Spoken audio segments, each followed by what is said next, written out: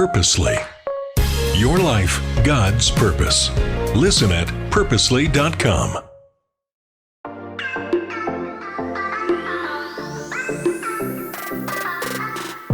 Hello, everyone, and welcome to the Gospel Tech Podcast. My name is Nathan Sutherland, and this podcast is dedicated to helping families love God and use tech. Today, we're going to be talking about the 5 signs of screen overload and what we can do about it. This is a conversation that comes from talking with parents, emails from parents, running the conferences and the church workshops and the school workshops that I have the opportunity to do, where people come up with similar conversation questions of, all right, but how do I know if it's a problem? Or if I know it's a problem, what can I do? So there's 5 key signs we're going to look for. The first is that your child becomes irritable. The second is that your child begins to have fights around screens. So it's not just that we use it and then we put it away, but it's always going to be some kind of conflict involved. The third is that your child is struggling to fall asleep or stay asleep. The fourth is that your child loses interest in real life activities and opportunities. And the fifth is that your child, basically can't manage time or be content. So with those 5 signs, what do we do? And I want to walk through these. The first is we talked about your child becomes irritable or just hard to be around.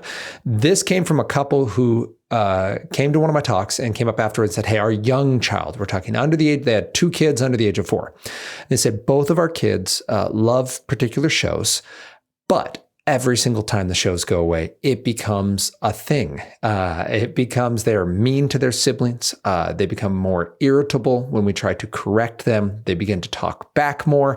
What can we do? So this is first probably very recognizable to anyone with teenagers, right? We can see kids who use technology. Either they use this device, they watch this show, they listen to this music, they play this game, they engage in the social media platform. Those are going to kind of be our 5 primary ways our children are engaging technology that then leads to a relational discord, a relational disconnect somehow. Either they're mean to people or they become more relationally isolated, so they lock themselves in their room, or they become glued to their phone, or in some other way they put a barrier between their relationships and their technology, the technology makes a buffer between themselves and their relationships. So this is where we then go to our child and we can have that lovely talking point of, hey, I've noticed when you use this technology, you seem to become more relationally distant or more mean to your siblings, or there's more drama with your friends. That talking point allows you to make sure that the tech becomes the focus of the conversation, not your child. This isn't whether you like your child or not. It's not even about whether you like your tech. It's you love your child, and are you understanding this right? Like, help me, you drawing them into conversation. Am I seeing this right? That when you use this other outcome happens and it's not a desirable outcome. Do you see it? Am I misunderstanding this? Could you help me? Could you help explain this to me? That's very important because you're now empowering your child to explain their tech use. You're also empowering your child to have a relationship with you because you're not simply coming down with authority from on high and saying, I see you making mistakes and I will fix it. And instead you're saying, hey, I've noticed these things are off. What's going on? Most young people will recognize when they have a tech problem, even if they don't agree with your take on it. They'll go, yeah, like all the stuff you're saying is true. And here's this very clear reason why I need it to be okay. Or all my friends are on it. Or I'm doing better at managing those negative things. And then you can have that conversation. Sometimes you will have a kid who goes, nope, that's not true. That doesn't happen. And that leads to another format of conversation, but you still have the relationship part to point to. That's what I like about this. So the first piece, my child becomes irritable, hard to get along with when he or she watches this show. That becomes the talking point. With the really littles, the 4 and 2, you simply say, hey, that's not how Jesus tells us to treat our siblings or to treat our friends. So this technology just became expendable. We're not going to watch that show or whatever it might be. It is perfectly reasonable. And we'll touch base on that here in a minute, but that is perfectly reasonable to say. The second began around screens. I had a mom who recently came and said, hey, my teenage son plays video games, has done well historically, has friends on there, both from school and just from the rest of life, some cousins that are on there that don't live in town. And it's been okay, but recently, every time I tell him to, so we say, you're going to have this amount of time, he goes and plays that amount of time. And then I go remind him because he's not off his screen yet. And I say, hey, like, you're past your time. It becomes an immediate fight. He begins yelling. He becomes irritable. He makes claims about this mother saying this to me, that he makes claims about, my fairness and my thoughts about him and his games. She's like, it's not about that. It's we set a time limit and he's not keeping it. We have things to do. Like he needs to go to bed or he needs to come to family dinner. Or he needs to go to sports. But as soon as this video game comes into the conversation, it blows out of proportion his emotions. He's not able to understand or remember, I guess. He understands going in, but he doesn't understand while he's in it that this was an agreement, that this is an opportunity, this is something we set up as a family. And for that mother, the conversation needs to be layered. First of all, awesome that she already set those standards around time. You absolutely need to do that. Then, if the technology is causing it, that technology just became expendable. Your son does not get to engage in a behavior that regularly makes him disrespect his mother. Like maybe later he comes around and goes, oh man, that was rude. I'm sorry. Really cool. And it happens every time. So right now we're going to step back. How long do we step back? Common question. A month. If you know that this is the tech that's causing that behavior, like it's a one-to-one, this is the only time my son talks to me like this, and it's only during or after he's used this tech, that tech just became expendable. Your son is not, and your relationship is not. So the tech has to go. It goes for 30 days. Anna Lemke's book, Dopamine Nation, does a great job walking through why. But the short version is that brain is overstimulated. Your son's brain or your daughter's brain, depending on the scenario, has gotten used to a very high level of stimulation to feel engaged and to feel enjoyment. And that's affecting that child's ability to come out of it in a healthful way or to remember what is supposed to be most important. People, for example, and moms specifically in this scenario.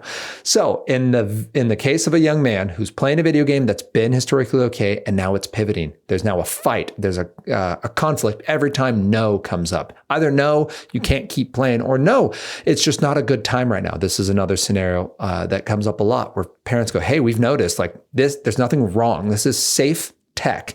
And it's been historically a good fit. We've used it. This isn't our first time, but something's going on and we have a fight. If we say, hey, no, now's not the time for that show or that game or that device, the wheels come off and we're just not okay.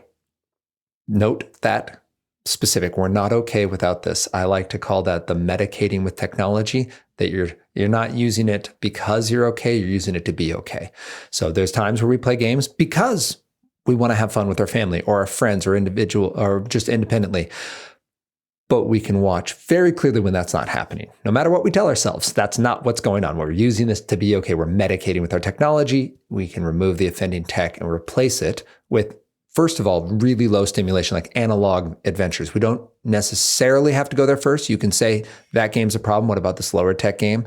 So you can't play Call of Duty. You can play Mario Kart. There's a good chance if they were medicating with that game, Mario Kart won't turn the crank. Like they weren't doing it because they want something to do with their friends. They were doing it to be okay. And that continued conflict because of that technology will show you that it is a 30-day remove and replace with other activities that you need to do. We'll talk about what activities in a minute, but let's get through these. Third then, this is a child struggling to fall asleep. We had a young man actually at a conference that I went to who came to me. He's a middle school student, sixth grader, came to me and said, yeah, I can't fall asleep unless I watch certain types of shows. And specifically for him, it was scary. He had to play scary games, watch scary shows. He couldn't fall asleep without it.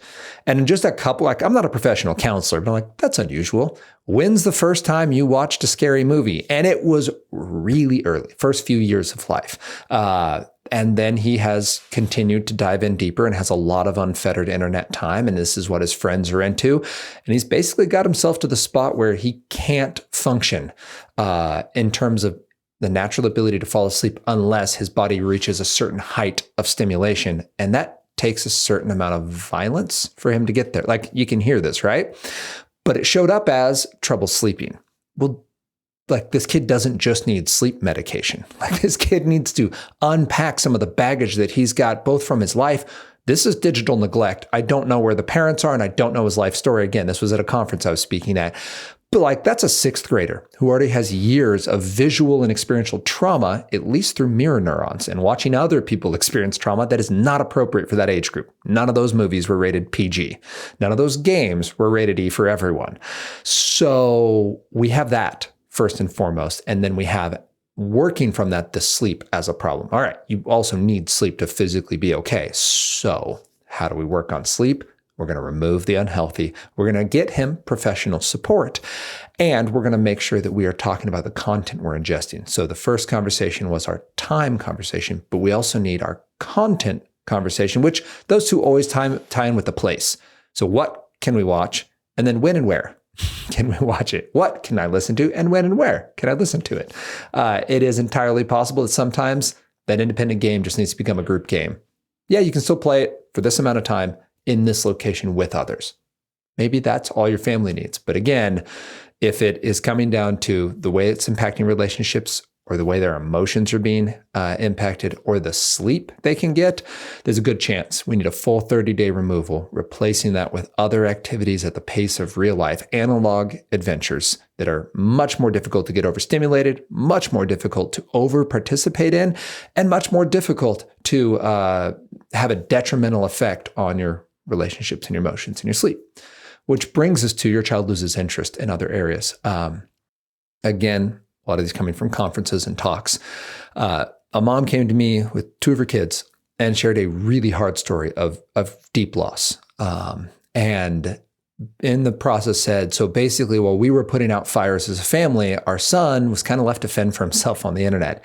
He wasn't making a lot of noise. It wasn't causing like major problems we were concerned about, and just everything. I mean, we were talking multiple family members passing, loss of jobs, loss of stability in their family. I mean, everything went wrong in a very short amount of time. And 6 months down the road, she looks down and goes, oh no, like my son is in a really unhealthy spot. He's lost interest in all of his activities. He's lost motivation to even try to start things. So the son was in this conversation, and she's like, so what do we do? He loves technology. He's very interested in that as a career path.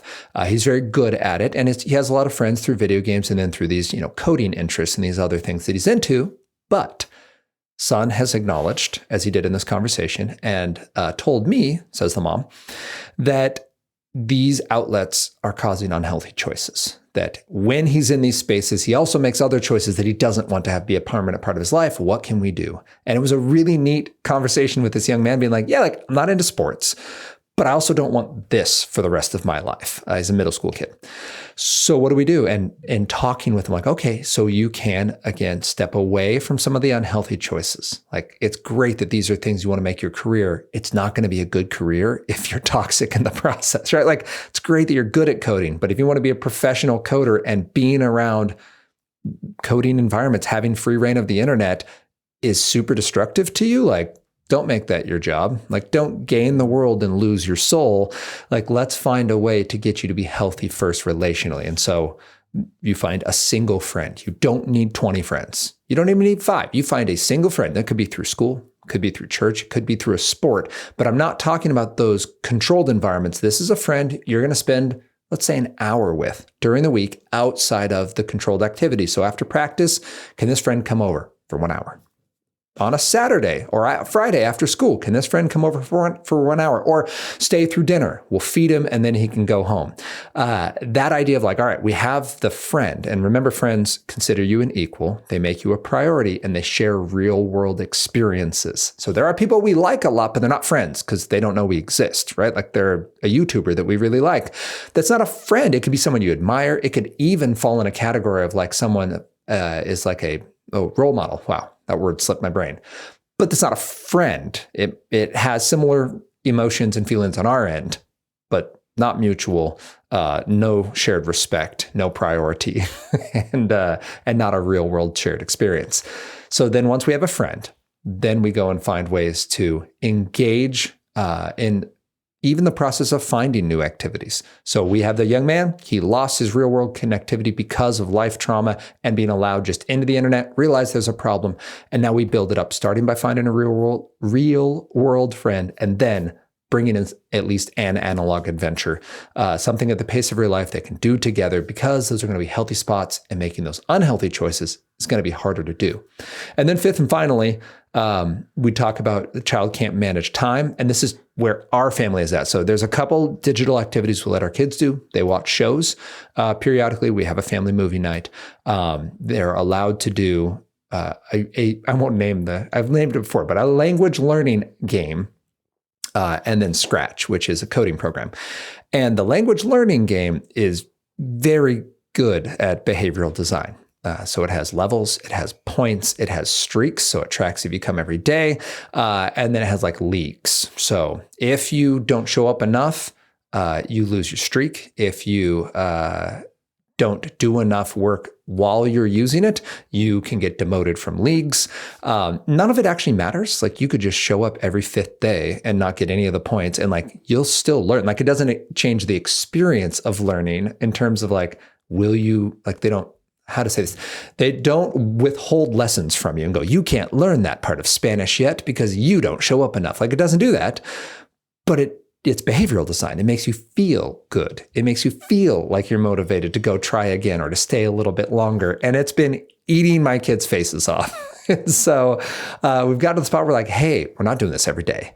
No, you can't use it every time we're in the car or every time we're just waiting in a line somewhere. Because you know it's on me, it's on my phone, right? Like, so you know it's around. And we're just watching the impact of behavioral design on a developing brain. Like it's an unfair fight. Behavioral design wins 10 times out of 10.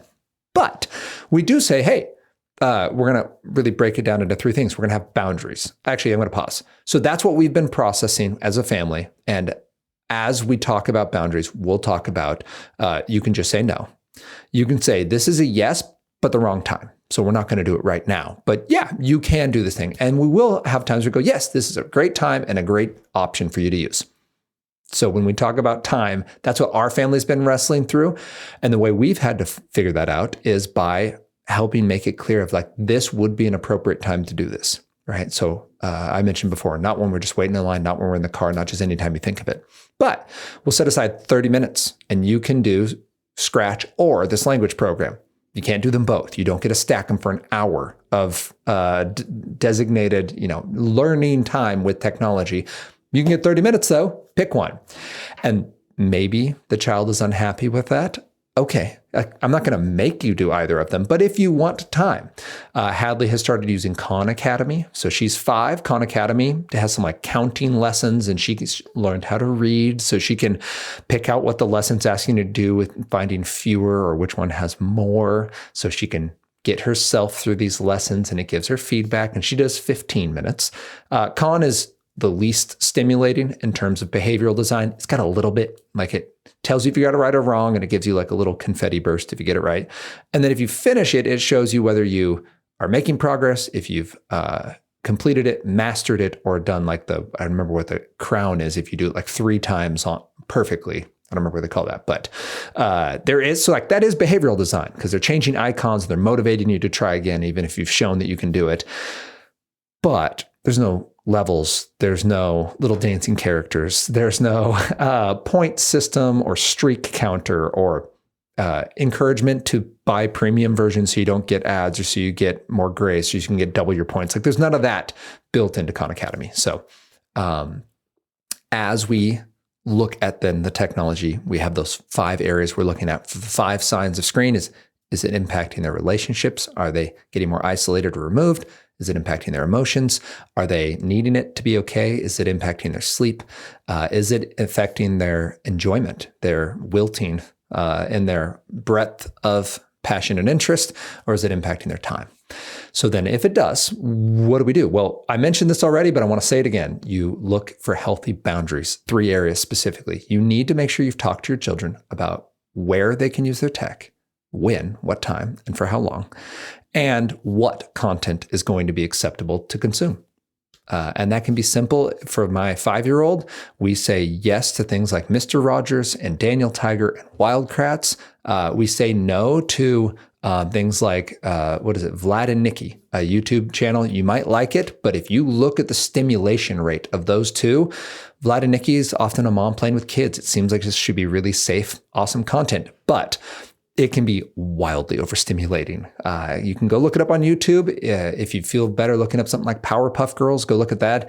But things where the screen cut, the length of time you're looking at a single object lasts for less than a second, or maybe up to 1 second, and then it cuts again, and then it cuts again, and then it cuts again. And it might be a 4-minute video, but you will have hundreds of cuts in a 4-minute video. Compare that to something like Daniel Tiger or real Mr. Rogers, where it's somehow slower than real life. Like him putting on his shoes, you're like, I could have done that faster. Or getting on an elevator, which is like a 6-minute process. That's great. The reason we note that when it comes to the content we consume is overstimulation, especially with young brains, is a major thing we need to look for. It's one of the reasons that unwrapping videos can be so engaging for young brains. They're constantly trying to predict what's happening next. It's what young brains are great at. And when you give them videos that are just prediction and reward and prediction and reward and prediction and reward time and time again. So unwrapping gifts, unwrapping eggs, opening eggs, Matchbox cars, running down, slopes into sinks, like all of that stuff is rewarding their brain for stimulation and then outcome. It's stimulation and outcome. And those can be a cause for why unhealthy tech is a thing. So the first thing we need to say is, hey, this is when we watch it, this is where we watch it, and this is what we watch. That's with our children. Yes, this is appropriate, but now is not the appropriate time in the car, in the waiting line. But when we get home this afternoon, so actually today, as I'm recording this, today is a day I've already told my children, yes, this is an appropriate day to do the language or do the Khan Academy or do the scratch. You're going to pick one. And we're going to do that, but we have no games, we have no practice, we have no piano, like we have none of the other things. So yes, we're going to make sure you bathe yourselves and you can get some of your activities in that we don't always have time for. But we need to have those conversations. The second thing we need to do is talk about when it becomes a problem. We're going to be specific. So we're going to say, I've noticed when you watch this show or listen to this music or play this game, really specific and behavior focused. I've noticed that when you do that, this negative outcome happens with your relationships or emotions or your sleep or your enjoyment or your time. I've noticed this negative thing happens. Do you see that? Or what do you think is causing that? Or whatever your next part of that conversation needs to be. Inviting them in, hearing their thoughts, and then coming up with your plans next, which is the next piece is like, all right, but what do we do? Like, yeah, you have the conversation. Maybe you downgrade it to a less stimulating. You can do Scratch, but you can't do that language program. That's possible, depending on what the conversation looks like for your family. But if it's a regular one-to-one, you remove it, and you remove it for 30 days. Again, Anna Lemke's Dopamine Nation does a great job of explaining why. But basically, your child's brain needs to recalibrate. It is adapted to a very high level of stimulation. Maybe you just need lower stimulation, but still in the digital space. But maybe you just need to walk away. The smartphone goes away. The tech needs to stay in public spaces. So starting real simple conversation be no screens in your bedroom. You don't need a $1,000 alarm clock. Buy a $25 one. We like the Lexon Flip alarm clocks. They're, I think, $30 on Amazon. We're not sponsored or anything. They work. Anna and I both have one. They work great. So those are ways we can begin to set up healthy boundaries, have good conversations. What do we do instead? Analog adventures. And this, I would strongly recommend. These analog adventures come with something that's active, that they engage in, that it can be relational and you can do together. And that there's even a process of you figuring out. So this would include riding a bike or going for a hike or baking something. This would include playing sports, but not necessarily always organized ones with teams. My kids love the image of Calvin ball from Calvin and Hobbes, where like it's a sport that constantly has rules that you're making. That's a very important part of social development. And because these activities are always something you can bring other people in on. So you can also include things like reading, the OG, analog adventure where you can use your mind to make the story happen. And it's a powerful experience and also important for development. Board games can be awesome. Building things, kinetic activities that involve either the analog physical building, so whether it's woodworking or little sets that you get from something like Mark Rober, who has his program where you can learn lessons on physics and get little toys that you put together. They're not cheap, but they're fun. Radish is a cooking program if you want to get like the monthly mailed in cooking. Wow, menu was the word. You get a menu built for you that includes a dessert and an entree and appetizer. But these are all options for you if you want analog adventures. But the main idea is involve others, be able to do this thing together, and it doesn't have to be something you're good at right away. So learn to fish, learn to shoot a bow and arrow, learn to do something at the pace of real life, build with Legos. Again, I'm a fan of buy the Legos, build them, and then sell them for half price. That way, it's not going to break your family's budget to have the Legos. And you still have the activity. Leave it out like a puzzle. Everyone gets to do one, spread of pages, and then you can flip it and like it's someone else's turn. You have to walk away. We have done that multiple times as a family. Super fun. And if you're selling it because it's a new set, you will be able to move that on OfferUp or Facebook Marketplace or whatever it is. And it does then take out some of the sting because Legos aren't affordable anymore for most of us. And then finally, we need to model healthy tech choices as parents. This is important for us because we need to show our children what it looks like to use tech well. So no phones at meals, no screens at meals specifically, no phones in the bedroom. Those can start with us, and we don't have to make it a big deal. You just quit doing it. You don't have to have a big sermon beforehand. You don't have to make them listen to this episode. Just leave your phone off your person when you get home. Put it in a drawer. Put it somewhere you don't have to see it. You can check it periodically. And when Johnny comes over for a play date, you can have it out so you can hear when mom or dad calls you. You can be in regular text communication. If you have to take a call, sometimes I have to do this, Anna has to do this, from grandma and grandpa, from someone with work, from some situation that just needs to be addressed immediately, you tell your family, say, hey, I'm going to excuse myself. I'm going to go make a call or send a text or respond to this email, and then I'm coming right back. Your children can understand that you have a life outside of them. That's okay. But the point is that you're choosing to step away. You're engaging that tech, and then you're choosing to come back because your children are the priority, even though life has, requirements. Your children get that. You're modeling for them healthy choices. And you're also helping yourself learn how to put tech in its proper place. And it may be harder than you expected at first. So that's our conversation, our 5 signs for when screens are a problem and what we can do about them. My hope for you is that you will begin a conversation with your family about your boundaries, your when, your where, and your what. When do we use tech? Where do we use it? And what kind of tech is appropriate for us? What's safe? What are our kids ready for? And what's bearing good fruit? So would you have that conversation both for yourself? What's going well for you? And what tech maybe do you need to reorganize for your own life, but then also for your children? What tech is a boon for your family? It's a benefit. It's helping your children grow up in the way they should go. And what tech is maybe needing a step away for 30 days to insert some new awesome analog adventures so you can find the proper balance of this kind of tech for your family, and then the other activities you can go to when it's not healthy or it simply isn't the time or the place for it. If you have any questions, you can reach out to me, nathan@gospeltech.net. You can also find content on Instagram, Facebook, and YouTube at Love God Use Tech. Although I will say on YouTube, just look up Gospel Tech, Nathan Sutherland. It's been more effective. And then you can join us next time as we continue this conversation about how we can love God and use tech.